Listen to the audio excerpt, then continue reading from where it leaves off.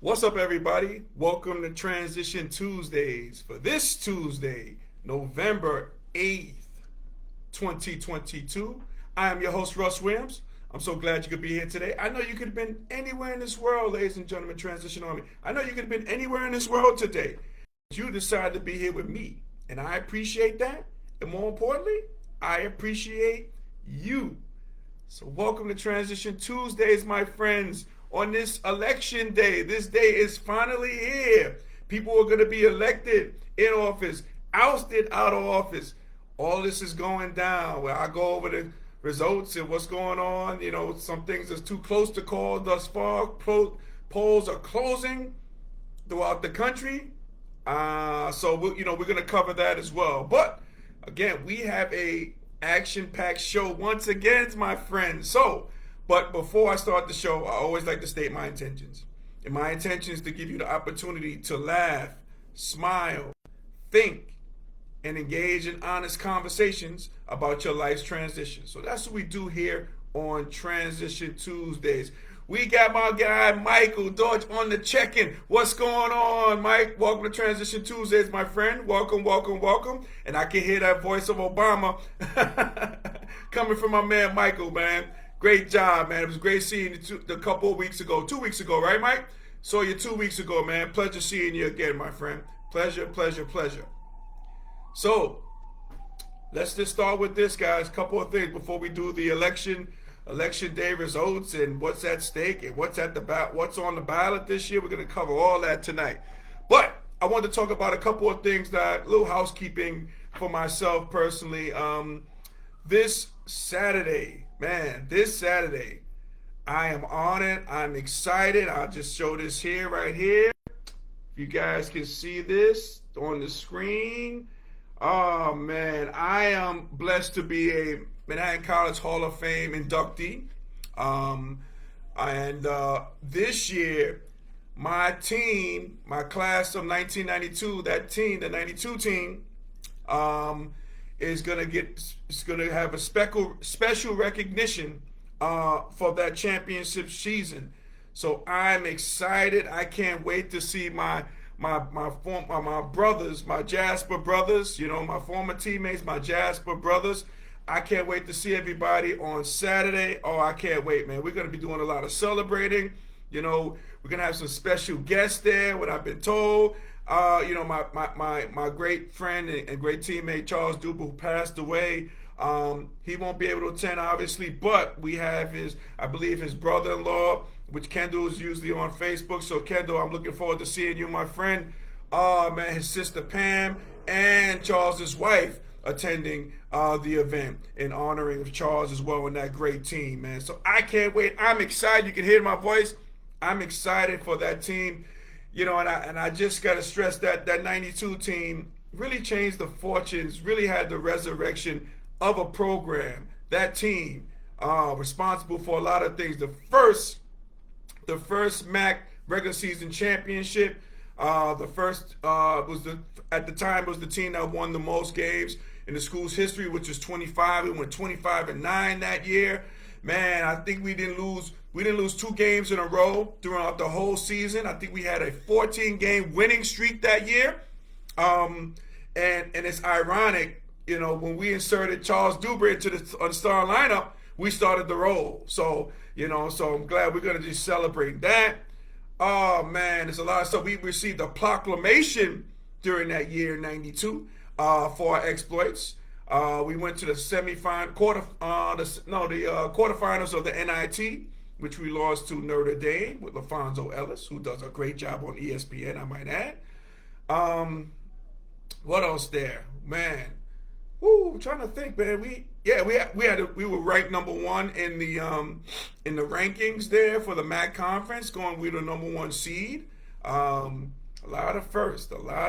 So that team is going to be recognized, and I can't wait. Let me see if I can name all my teammates, my former teammates. You had Chris Williams. And Chris, you know, we all know Uncle Smoothie, who does a great job with Manhattan College and on ESPN. You got Chris Williams. You got Kyrie Wilson. Who hit the shot heard around the country us against Fordham that really propelled us. I had a feeling something was great after Harry Wilson hit that shot, that legendary shot. Man, Carrie Wilson, you got Carrie Edwards, who was just inducted into the Manhattan College Hall of Fame this past year. So we got Carrie Edwards on that team. Mr. Keith Bullock, okay, the all-time leading scorer in the school's history at Manhattan College. He was my teammate. You had Jamal Marshall, one of the all-time winningest players at Manhattan College. You got my man Dave Burns, man, who made the all-tournament team in the MAC conference during our run there. Who else we had? We had my guy, Mr. C, Tom Corrigan. We had Jake DeValley. We had Teddy Ellis. Kareem Brown. Man, Jimmy Nightingale. Eric Gottlieb. Man, Donnie D-Nice Elliott. Man, I hope I'm not forgetting anybody.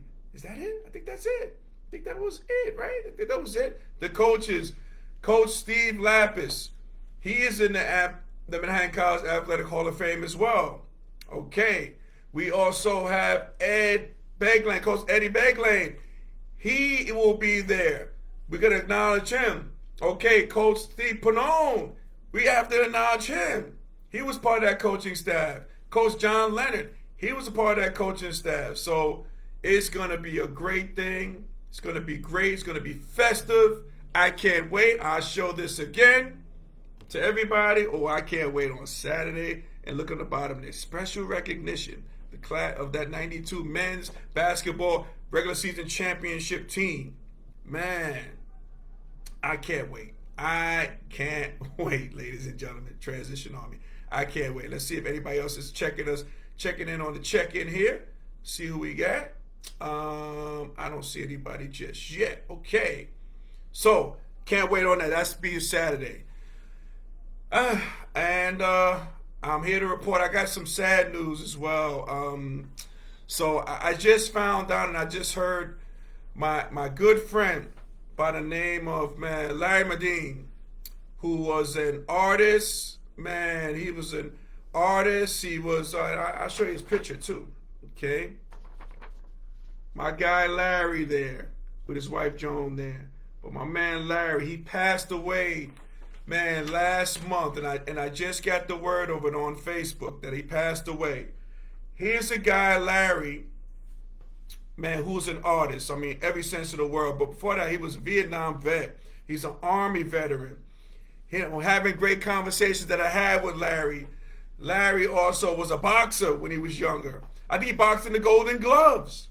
This guy was adventurous. He used to tell me stories how he used to, in his native, I think he was raised in Manhattan, I believe. But I remember he used to tell me he used to jump from fire escape to fire escape just for fun, just to see if he could do it. This guy was adventurous, was talented, a talented artist. I had the opportunity to work with Larry. Well, Larry had the opportunity to do a couple of projects for me.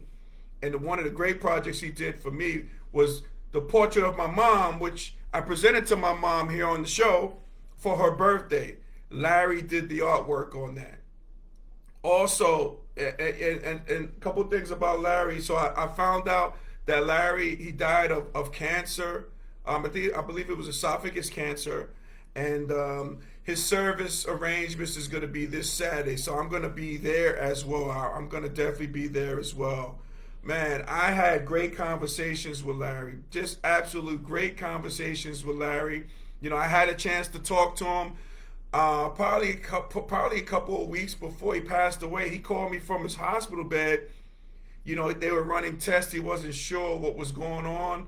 But I just told Larry, hey, Larry, I'm here for you, man. I'm here to make you laugh, because he had that great big laugh and he enjoyed laughing, especially the conversations that we had, because we talked about everything from politics, man, which we differed in politics, but that was okay. We were able to have a civil conversation about that. We have great conversations about family, friends. Him serving in the Army, in the Navy, him being in the Vietnam War. We talked about that. We talked about how. And I was able to witness this man, Larry, my guy Larry, was a pillar in the community in Woodside, Queens. I went through a number of I've seen a number of his works at stores in which, you know, like the awnings of stores and like the gates of the stores. Larry did a lot of the drawings there. And, you know, I see this guy was a pillar of the community. So, you know, man, shout out to you, Larry. And lastly, Larry, and for the folks out there, and one of the things that, and he told me how proud he was. What I'm about to show you guys was Larry. He did the artwork for my upcoming book. This is a creation. Let me just get rid of this here. This is a creation, and this is the artwork of my upcoming book, Stuck on Stupid, 3 Words of Redemption. Larry, I gave Larry the vision, what I was looking for, and Larry created this.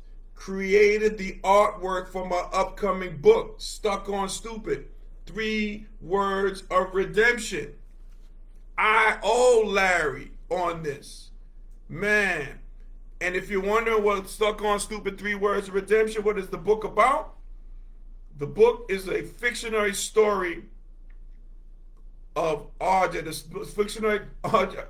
Let me just refresh it again, okay? Stuck on Stupid is the fictionary story of RJ, aka Reese Johnson, and how 3 words stuck on stupid, can either make him or break him. I gave Larry the concept of what I was looking for, what I wanted the book cover to be. And Larry just took it on his own and ran with it and came up with the great concept, what I was looking for. Man, was I thrilled. Where was I thrilled, man, and satisfied with his work. So Larry, man, I'm telling you. And let me share with you guys also with Larry, my good friend, my brother Larry. Every time we finished our conversation, he always said, "I love you, Russ." Always said that. He said it sometimes during our conversation, but he definitely ended the conversation by saying, "I love you, Russ." Each and every time. So Larry, this is my dedication to you, my friend. I hope I get a chance to speak. I hope I'll be okay to speak at your, you know, if I'm allowed to speak, you know, about what you meant to me, how your artwork, what it has meant to me and my family, and what it's about to do, and your legacy and your life will live on due to your art. So Larry, I salute you, sir. I definitely salute you, my friend. And I love you as well. Love you as well. Woo, man. So yeah, man, it's a couple of things going on. And you know, I want to talk about what's going on today. Midterm elections, election day. Did you guys vote? Are you online right now? Some of you might be still online, might be watching me live online, which I appreciate that if you are. Okay? If you are, that's a good thing. You know, I voted last week. I posted that I voted last week. I early voted. So I just wanted to get it done. And I'm wearing my black shirt today because I'm honoring those people who died for me to have the right to vote. So I'm honoring these people on election day today. And that's the reason why I'm wearing a black shirt. As you guys can see, a little turtleneck. I don't know what you call it. Turtleneck. I'm just chilling today. So, you know, I'm wearing that, but, you know, for those people, because people have died, you know, we can't take voting lightly. People have died for you the right to vote, for you to vote, for our people to vote, you know, black, white, Jew, gender, whatever, for us to vote. Okay, people have paved the way. So that's why I honor them. So, election day, today, what's on the ballot? Okay, what's on the ballot? Crime is on the ballot in certain areas, especially here in New York. Social Security is on the ballot. Medicare is on the ballot. The economy, which is dealing with inflation, that's on the ballot as well. Abortion access, huge one. That's on the ballot across the country. Gun policy is on the ballot. A shift of power is on the ballot. Because Republicans, think about this, guys. Republicans need to gain one seat, just one seat, to take control of the U.S. Senate, which is currently divided 50-50 with Vice President Harris as the tie-breaking vote. So that is on the ballot. A possible shift of power is on the ballot as well. Democracy, you've been hearing that a lot. Democracy is on the ballot. Our freedoms are on this ballot that you voted for. And what I'm about to talk to you about is deep, and I was surprised to hear it. And shout out to my good friend Reggie, who sent this out on a text thread that I'm on. And I just had to convey this information to the masses, especially in the 5 states that I'm about to talk about. Because banning slavery is on the ballot in this election, on this election day, in 5 states. Yes, I said it. Slavery, banning slavery is on the ballot. Can you believe that? In 2022. Okay? So, let me just go over this information, this vital information. Okay? So, you may be asking yourself, wasn't slavery abolished a long time ago?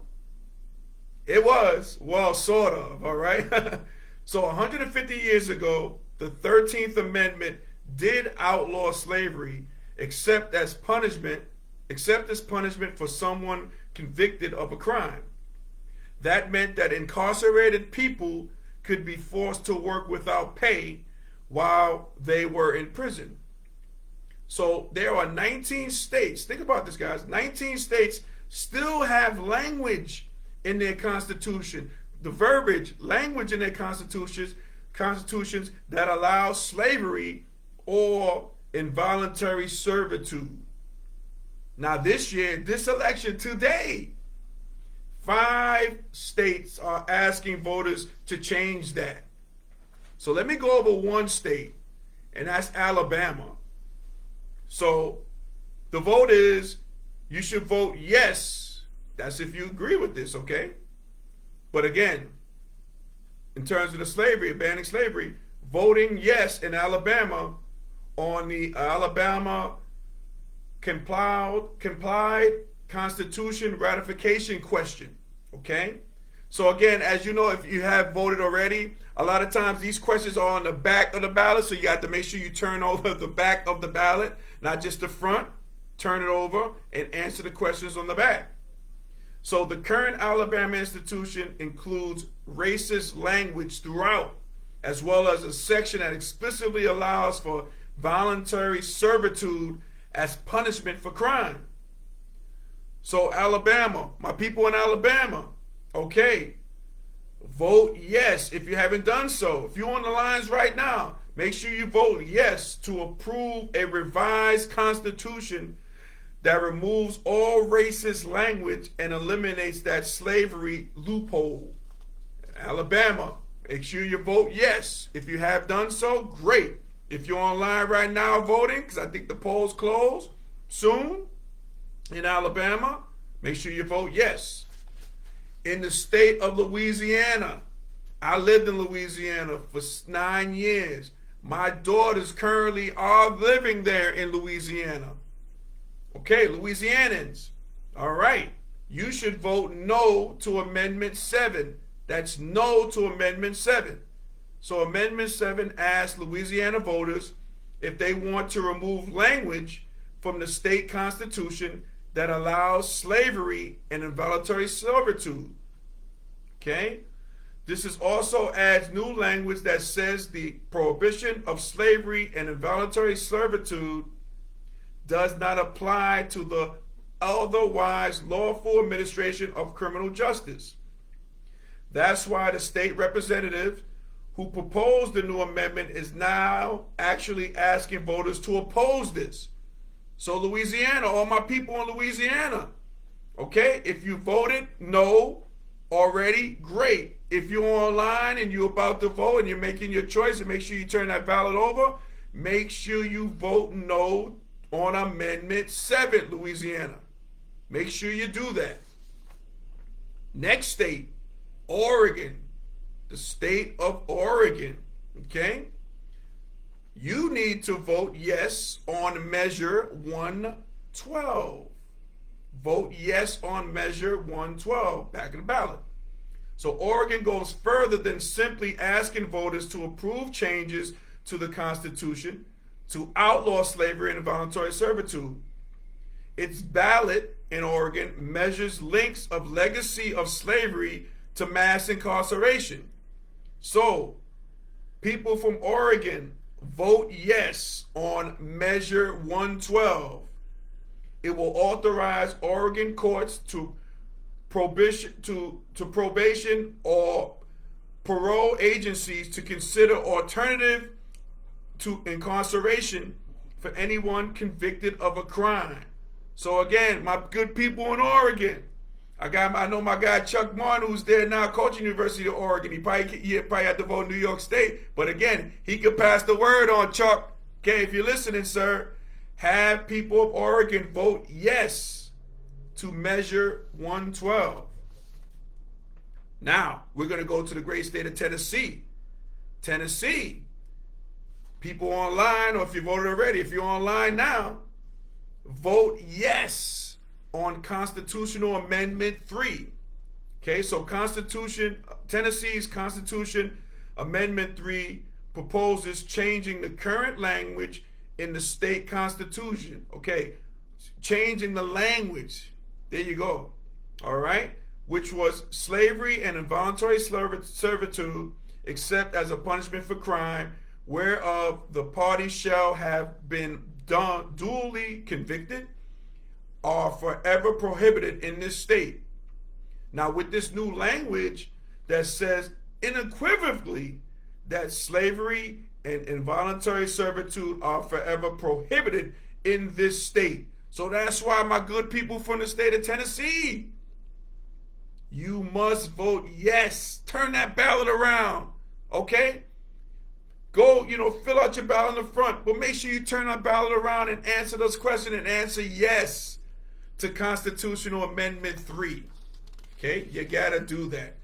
And last but not least, the state of Vermont. The state of Vermont. We need the voters there. Great state.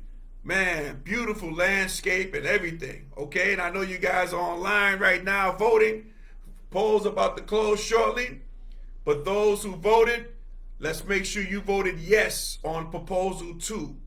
All right, so if you're on that line now, people of Vermont, vote yes on Proposal 2. Okay? Now, what happens here is, let me just read this real quick. All right? So when you vote yes on Proposal 2, it really changes so that the language will be replaced with slavery and indentured servitude in any form are prohibited.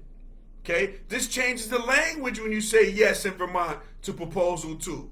We want to change the language, okay? You guys need to change the language. And this is 5 out of 19 states that's on the ballot today doing this, all right? And this sounds much better when you're changing the language, especially in this Proposal 2 in Vermont. So we got to get after it. We got to get this done, okay? So all my good people in those good states, all right, we got to get it done. We got to vote. Number one, we're voting, which is great. Looks like the numbers are coming out, and people are coming out in full mass, their lines all throughout the country, which is a great thing. So when you're a voter, if you think it's absurd or crazy that Alabama, Louisiana, Oregon, Tennessee, and Vermont, and 14 other states will allow slavery in their constitutions, then you got to make sure you vote. And you got to keep voting.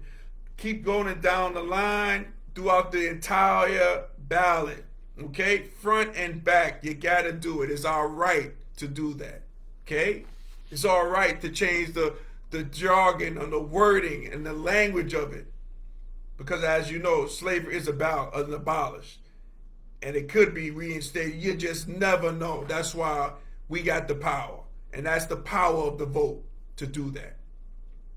Man, let's see. We got Felicia joining us from The Rock. What's going on, Felicia? Welcome to Transition Tuesday on the check-in. We also got my sister cuz Gina joining us. Gina says, what's going on, Gina? Gina says, for your information, your advice is late, sir. Excellent info on CP time. No, it's not late. And you know what, too, Gina? It might not be late because I'm hoping and I'm praying that this was covered in these states with commercials, which, go throughout word of mouth, social media. That's how I got involved with it. So I don't think I'm too late. I think I'm right on time with this information. But I want to give the information to the masses, those who didn't know. As of I didn't know. But again, we are right on time with this, Gina. Okay? But I appreciate you for commenting on that. I appreciate that. I know. And I'm on CP time. I guess we on CP time. But we always on time, all right? We are always on time. So no, we're gonna, couple of things about Election Day, as you guys know. A lot of races are not gonna be settled tonight. We know that. You got the strategies. It seems like the strategies on some of these Republicans is gonna be, we're not gonna accept if they lose, they're not gonna accept it. If they lose the results of the election. And you can't have it both ways. You can't accept it, cannot accept it if you lose, but if you win, you're gonna accept it? Nah, you can't have it both ways. Doesn't work that way.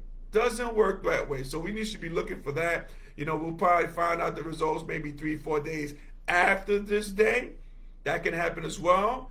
And again, here in New York, don't sleep because it is a huge election for governor, all right, with Kathy Hochul against the other gentleman. His name escapes me right now, a Republican, and he's, New York is considered a blue state, a Democratic state, but this guy has been coming on, Lee Zelder. I think he's been coming on full steam, and he's the same guy who's lock, stock, and barrel with number 45 saying, about the insurrection, no, that, and he talks about how the election, he's denying what the election what took place with number 45 as well. So he's been on the stump for that. And if this guy's elected here in New York, this guy's going to be rolling back some different things. All the stuff that the Attorney General who's running for office, Tish James, all the stuff she did with against number 45. I see this guy turning back the clock and reversing things on this if this guy gets in. That's why it's so dangerous. Okay? So New Yorkers, hope we went out in the polls. I know the polls close at 8 o'clock. So if you're there, good. Vote in masses. Don't think this is in the bag. Don't think this is in the bag because on average, you think it's in the bag, and that's a good strategy by the Republicans. They will say, hey, look, don't vote. It's in the bag. While they come out in full force, and then next thing you know, you got a Republican on the stump as a governor. That's how it is. That can be a strategy, and I'm sure that's being applied. So Gina says, this is pre-election conversation. That's what I meant by late. I got you. And you're right. You can't over-communicate the importance of voting. I appreciate that, Sister Cuz. Thank you so much on that one. No. We are always on time, Gina. We always on time. You know that. We know that.